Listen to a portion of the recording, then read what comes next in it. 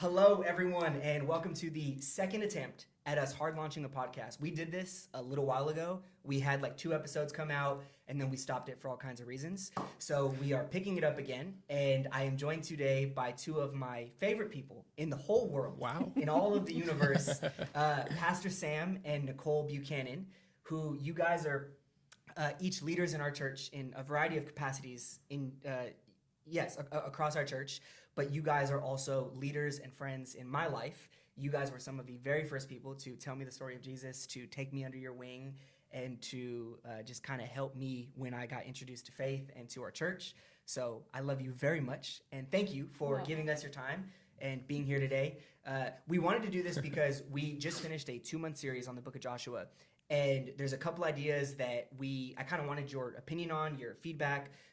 We wanted to talk about some of the things that we covered from Joshua's life.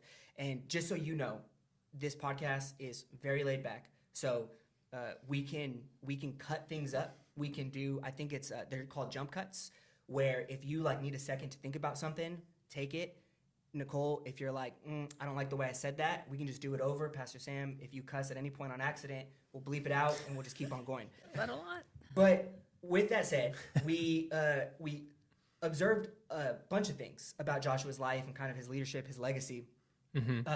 As a general rule, Joshua is a really positive example of life and of leadership, someone who is faithful, someone who is talented.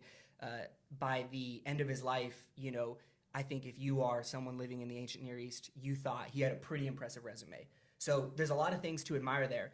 But the way Joshua's story starts is not on a platform. It's not like he is, we're not introduced to him as a leader. We're actually introduced to him when he is serving another leader, mm-hmm. and he's serving someone else's vision. There's a story in Exodus chapter 17, I believe, when Joshua is fighting for Moses on behalf of the nation of Israel, and you kind of see Moses supporting him there. There's another story where Joshua goes into the promised land with a bunch of other spies to spy out the region, and he comes back, and he clearly has a different level of faith than the other people in the group, because him mm-hmm. and another gentleman named Caleb, they have a more kind of positive view of him. And one of the things that we just see from the early parts of Joshua's story mm-hmm. is that Joshua was, as a leader, he was developed in what I'll call the dark, kind of metaphorically. Mm-hmm. That Joshua was developed not on a platform in front of people with a bunch of success, but he grew into the person that he became mm-hmm. in moments where he didn't have an audience. He didn't have a bunch of influence. Mm-hmm. And I wanted to ask you guys, Nicole, I'll start with you. When we see Joshua in moments like, where he's going into the promised land and he's coming back and he's giving a positive report. He's saying, guys, we can do this, and everyone else is saying we can't do this. And we actually made the observation in service, like Joshua saw the same things as everyone else, mm-hmm. but he was focused on something different. That he actually was focused on God and his faithfulness and his power, while everyone else was focused on, the reasons they couldn't do things. Like, mm-hmm. why do you think it's important for young people to understand and to just kind of see that example of what it looks like to be full of faith, what it looks like to trust God, even when everything around you, maybe doesn't look ideal? Why do you think that is important? Yeah, I think for Joshua, there's probably so much of his story where he maybe didn't know, the end. The Bible says that God knows the end from the beginning. Mm-hmm. So I think that it's not really until you get into moments like what he's experiencing when they go and him and Caleb are just like, hey, we actually see something different because we're full of faith, and we see that if God's with us, then this is possible versus what everybody else saw. But I don't think Joshua realized, and sometimes we don't realize, that everything that we go through prior to a moment like that is really like preparing us mm-hmm. for that moment. And so I think knowing that Joshua was able to do that because everything that he went through and experienced prior to that, it wasn't wasted. Yeah. Everything was building him. Everything mm-hmm. was kind of building even his faith and his ability to see things differently. And I think it's really important for people to know, young people, older people like myself, that in everything that we're doing in every season, God is using it for whatever is coming ahead of us. Right, because I think it's natural to think that the kind of mundane parts of life, that every day that I just go to school, I'm going to practice, whatever it is, I'm not there yet, I'm not in my career yet, I'm not in a relationship yet. It's easy to think that's wasted time. And it's easy to think that is, not necessarily getting me to where God is taking me, but it is. And you don't find that out until you're there. Yeah. Right. So there's that example. There's the example in Exodus 17 when we literally see Joshua, fighting to serve Moses. And Moses is, when you read that narrative, like Moses is clearly the main character and Joshua is a side character. Pastor Sam, why do you think it is important that Joshua was someone who, in the early parts of his life, and you could argue all the way through, but it's very evident in that narrative, Joshua clearly was dependent upon and benefited from his relationship to Moses. He was not just who he was. He became who he was because of the influence of people like Moses who were praying for him, who were standing up for him, who were, I'm assuming, doing some sort of development with him. Yeah. Why is it important that, we pick up on the fact that Joshua became who he became because of influences like Moses? Yeah. Well, I think it's important just to recognize that all of us become who we become because of the influences in our life. And like with Joshua, Joshua becomes who he becomes because of influence like Moses, specifically Moses in his life. Yeah. Right. Moses is the one who is really, you see the development of him being this mentor to Joshua spiritually as a leader. Like he basically just he gives opportunity to Joshua, like the one you're talking about. Yeah. Right. And shows him that, like, I'm behind you. And I think for us, a lot of times, especially like in growing up, a lot of times that's what you need someone who's going to like believe in you, someone who's going to give you an opportunity and say like, hey, I'm actually going to be behind you and support you. You actually see like Moses set Joshua up in those ways. Yeah. Like gives him an opportunity. I'm going to give you a big moment. Yeah. But I'm also going to like support you. Yeah. Right. But then you see Moses like just keeps inviting Joshua in more and more. Yeah. He takes him up to times when he's meeting with God. He takes him into times where he's actually just fellowshipping with God and all these things. And that absolutely shapes and forms who Joshua is in the same way that for us, the people that are influencing us and opportunities to have mentor relationships with others, those things are shaping and form us. Yeah. Like I think about what Nicole was just answering in regards to like him being able to see something different in that moment with the 12 spies and them 10 coming back with the bad report and all that. Him being able to see something different, I think has a lot to with him being formed into someone who is different over time, because he was this one who was not just going with the crowd around him. He was not just the one who was walking with all the other, people in the camp and just whatever was kind of the common way everyone was thinking and doing was how he was thinking and doing. He was someone who is intentionally being influenced and formed by another person who was a leader,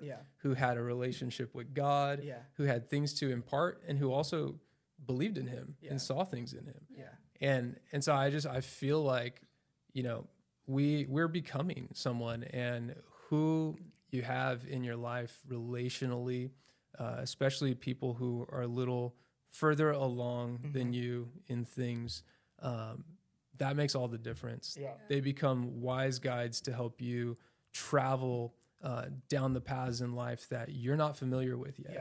Right. And that just establishes and sets you up for success. So some of the best things that we need as just people, but especially as young people, is we need to find some really positive and strong influences in our lives to help shape us. Yeah, thank you for that.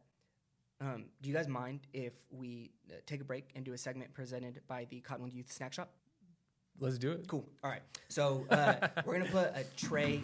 These are just some of the snacks that we sell at Youth. The snack shop's open on Wednesday nights from, I think it's 7:45 to 8 o'clock, right? I'm going to do, did you guys want anything specific? So we have. Definitely. Yeah, go ahead. That's actually such a hit. It's one of our most expensive items. Of course, this should be a hit. It's the best thing. This. I don't know if you can eat that right now. Yeah, probably not. Yeah, I don't think we have the hot water. But wait, quick question. And so you can get these on Wednesday nights? Wednesday nights, yeah. Wow. You got to pay for them. You guys are getting them for free. Oh, wow. Okay. I wanted to ask you guys this segment. I'm going to ask you guys each a true or false question. And we're going to see how you answer it. Both at the same time. Nicole, this is just for you. This one is just for you. Oh, okay, so Nicole, True or false? And that's what you get to say. Okay. True or false? You told Raylene to break up with me. True. Sam.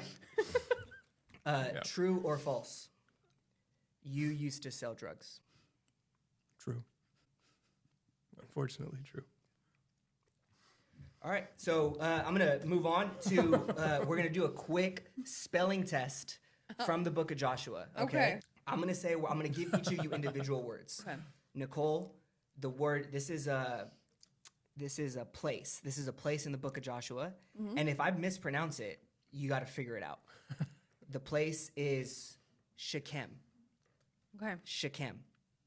How do you spell Shechem? Shikem. No, that was wrong. Sam, different word. This one. He Okay. probably knows it. Okay. Well, wait. Let me. No. Here we go. Here's He the should word. try Shikem. No, different word. Akan. A con? Yeah.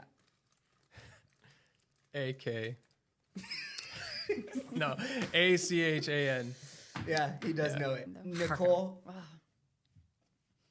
Zelophehad. Okay. Can you use that in a sentence? Yeah. Now, Zelophehad, son of Heifer, had That's a no person. sons. Yeah, Okay. unfortunately. Zilo.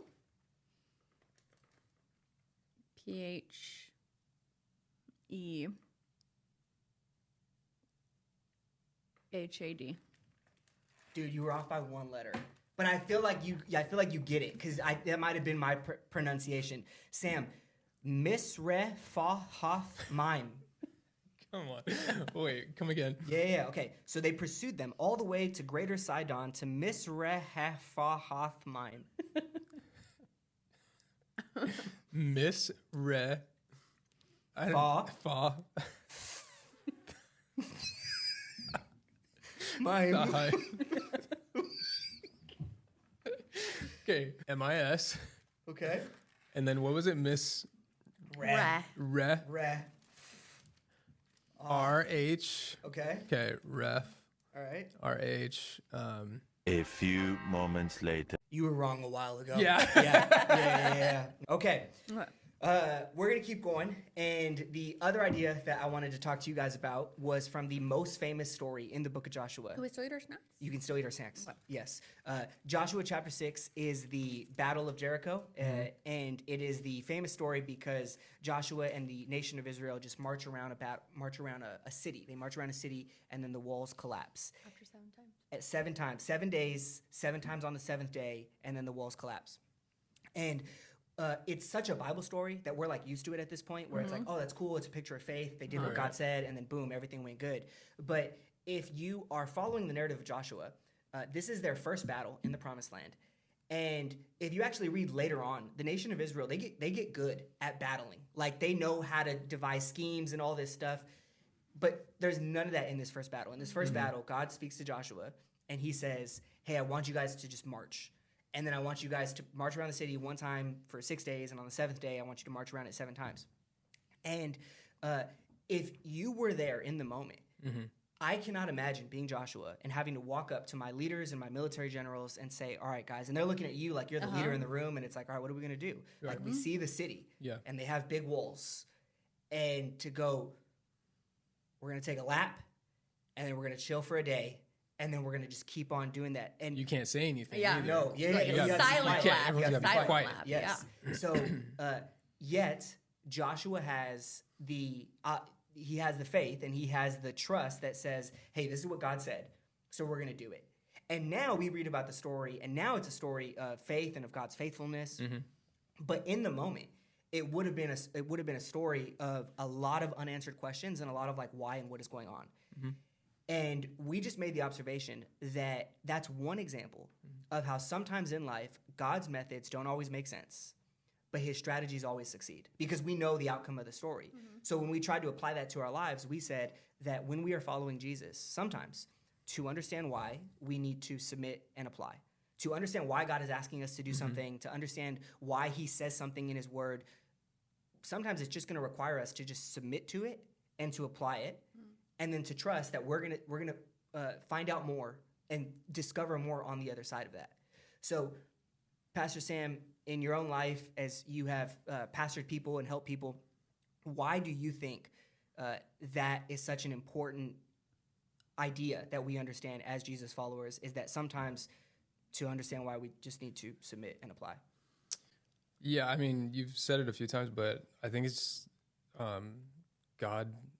The only thing that pleases God, the Bible will say, is faith. Like, apart from faith, it's impossible to please him. And in our relationship with God, it's always going to be requiring our trust, requiring our faith. And so there's so many times where the things that God either clearly says in his word, or things that he may even like lead us in doing in relationship with him, are going to be really counterintuitive to stuff that we think, you know, our strategies, our ways that we would try to fulfill something or try to, you know, go after something in life. God may tell you to do something that's totally other. Yeah. And it's going to require you to trust him, you to, you know, stand in faith. And so I think that that's why it's so important for us to recognize this, that you have to understand the type of relationship that God requires from us. It's not one where it's always like, all right, God's going to make everything abundantly clear to you, and you're going to feel like you totally understand everything before he calls you to move. It's like you have the story of Abraham. It's like, go and I'll show you as we go. Yeah. But you got to leave everything and you got to start moving. Yeah. You know, it's countless stories. You have the first miracle Jesus does in the Gospel of John at the wedding in Cana, right? It's basically, hey, take these water jars over there and go give it to, you know, the master of ceremonies. And it's like, okay, we're going to take water. That's, you know, when the guy's asking for wine, but it turns into wine as they go, right? And so there's going to be countless times where God's calling you to do something that just doesn't really, for you, like make sense. It seems foolish oftentimes in the world. Like, you could think about things as practical as like the purity standard that God calls his people to. It's like, in our world today, that seems foolish, but it's like, if you submit and apply God's strategy here, guess what? You're actually going to see that this is actually the right way to live and all that. But yeah, I think about how, like, even in my own life, I would not have come into ministry apart from me listening to God instruct me to submit in a season where it didn't really make sense to me. Like, I was thinking, God, okay, in order for me to move into ministry, it's going to equal, I need to graduate from here first, and then I need to move on to further studies, and I need to graduate from here. And I just kind of thought that the route was going to be a lot more than it ended up being, because at the end of the day, God told me to come to Cottonwood Church, to submit here, and to start serving here in a season where I was like, this doesn't really make sense. And it doesn't really feel like progress. Everything in me is saying that I need to be doing something else. And in me staying, God ended up ultimately like opening the door for me to get into ministry here. And unless I would have submitted in that season and applied what God was putting on my heart in that season, I wouldn't be doing what I'm doing today. Wouldn't have met my wife. None of these things would have come about. But it was just in a season where God was just like, just trust me. Just do what I'm asking. And it kind of reminds me of what you were saying earlier. Like, in that season, it's, okay, but why? Like, what's happening in this season? You don't know when you're in it. But it's not until the other side.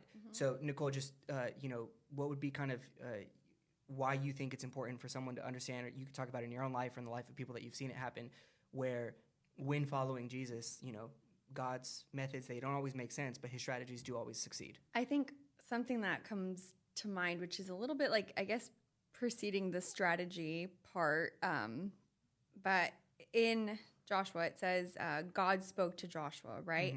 So I think sometimes even that part, we struggle to make sense of, like, is this God? That's like something that I'm thinking about, like, in the story. And I think what's really important to note is at this point in Joshua's journey. He's had all this like experience like from before, right? But it starts at some point with us even at, like the question of like, God, is that you? Like, do I hear your voice?